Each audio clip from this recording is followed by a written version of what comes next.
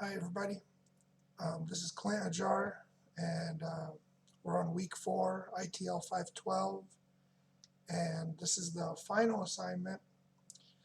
So I was reflecting on my video, on the lesson plan, and on the learning map, and I've seen some good and some bad. I've seen some things that I thought could be uh, addressed. And, I believe that with experience and actual application of educational theory in a real classroom, I will be much better teacher.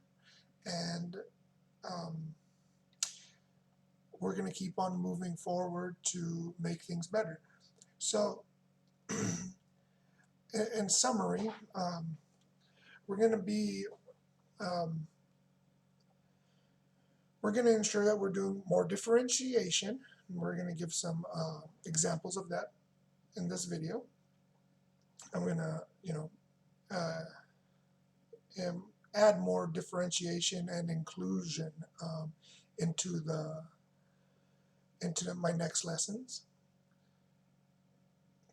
We're going to try more of a multi-tiered system where rather than maybe just reading to the class, I will read to the class, but then I'll pull some students aside and we'll do a small group. We'll reread to them, the ones who may need additional information, and then possibly even those who did not benefit from the small group session will have maybe an individual session, and do some extra work with them.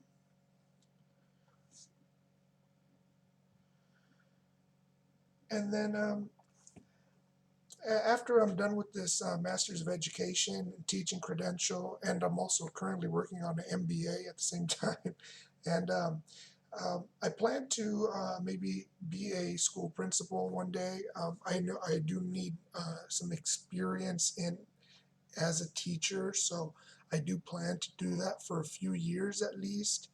But I do believe that my knowledge of business administration and working towards this Master's of Education will actually benefit a school and or district, um, having me on their side. So, I'd really love to do that.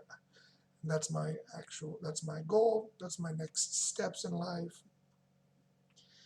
Um, so let's get started here with,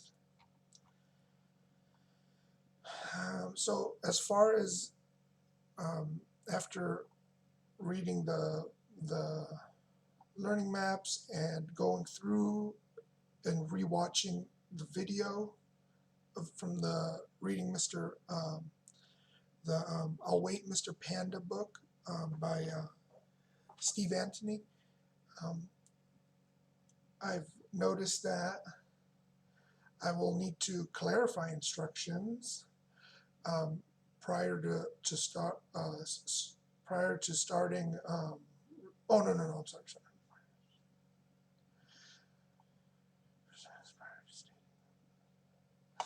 What I need to do is I need to have my instructions for students' assignments really clarified for myself. I really need to understand what the assignment is before I tell the students to do it. I think this will actually cause less confusion.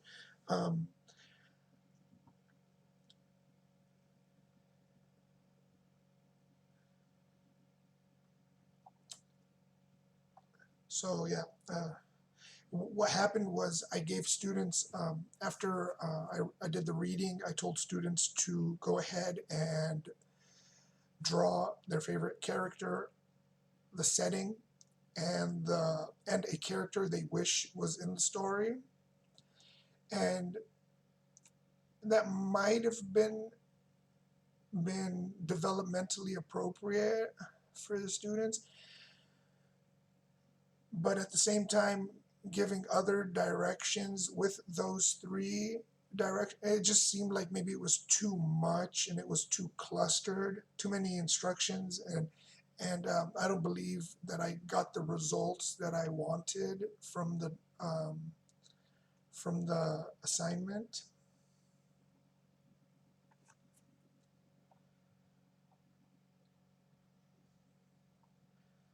Also, in future classes, I will I I actually learned this from a friend, and he does he keeps a microphone on his shirt collar, and he uses that to amplify his voice through the computer speakers in the classroom, and that really just helps ensure everybody can hear him well. And then this way he's not yelling and he's actually just still talking, but he has the volume turned up just enough just to make it perfect. And then an idea I had was finding, rather than reading like classical stories and on a rug sitting down with the storybook, I was thinking if every student has a tablet,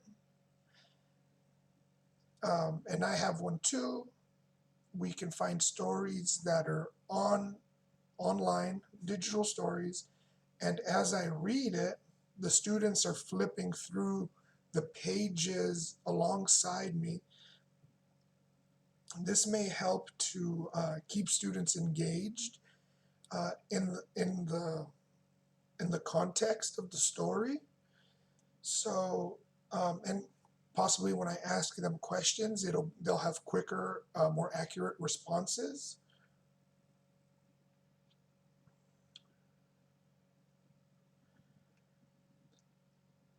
And then another a good small group technique that we can incorporate will be it's a game called Say Something, and you can YouTube it. Um, there's it's a small, what it is it's a small group. It's a small group reading. So it's the teacher and maybe 5 students.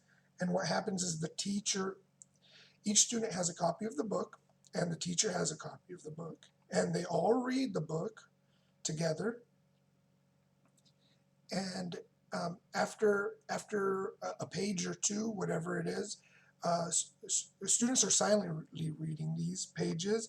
After they're done, they put a thumb up indicating they're done. When everybody's done, the teacher asks each person to say something. Hence, the name of the game is Say Something. And then they're even allowed. So what they're supposed to do is they're supposed to just say something about what they read, whether they're relating it to their personal lives or to somebody else, or they could even ask a question, whatever it is, as long as it's correlated to those page or two or to the book, will be good. So that's a good small group technique for reading. And then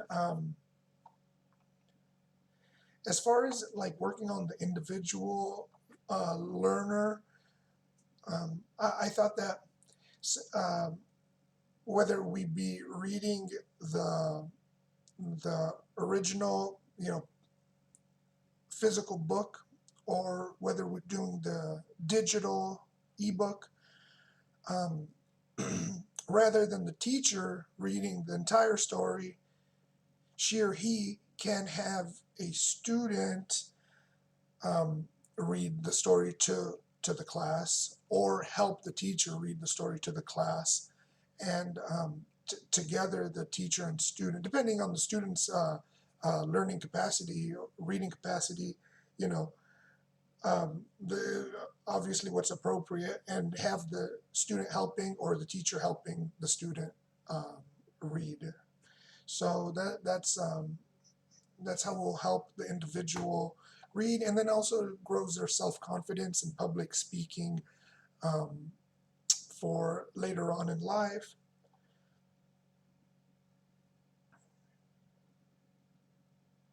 And we will try to read at least one story per day in a typical classroom.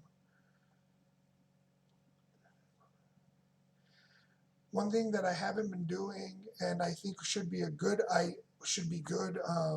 practice, is to make all videos with videos or online lectures, Zoom meetings, etc. Um, automatically closed captioned. Usually, the user, the person listening to the video, watching the video, has control. But if they don't know that, they might not get the full benefits of the video. So in that case, they will have to they might not realize that closed captioning is available to them. So if there's a way to incorporate it automatically into the video, into the lesson, into the Zoom meeting, whatever it may be, that'd be a good idea. Um, Another thing to do is um, when reading the physical book to the students, students that may be hard of hearing or need prefer to have headphones and listen to the book on their own through their headphones, like through a app like Audible or any kind of e-reader. They should be accommodated for, and the teacher should make sure that she or he asks if any student prefers that method and needs headphones. I did not have a partner for this assignment, but if I did, I would have evaluated their techniques for engaging the students' academic, developmental, physical, emotional, and social needs. Again, so that was observing their techniques for engaging the students' academic, developmental, physical, emotional, and social needs. And again, this is Clint Hajjar, and this was ITL 512. Thank you very much. Bye-bye.